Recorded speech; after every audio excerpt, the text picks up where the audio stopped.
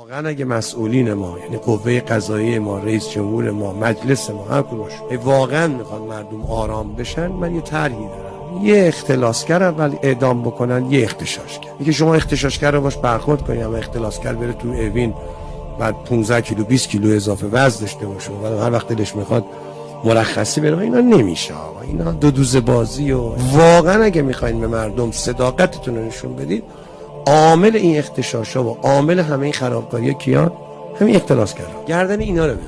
هر کی خیانت کرده به اندازه خیانتش، حالا کار نداشته باشید که این پسر کیه و این به کجا وصله و اینا، تمام گردن بزن. دست از این دوگانه بازیاتون بردارید. واقعا این جامعه اصلاح بشه، یه حجامت میخواد این مملکت. اولا حجامت از خانواده مسئولین شروع کنید. اون تیغه رو اول بزنید به گرده مسئولین، یکی این خون کثیفا بیاد بیرون.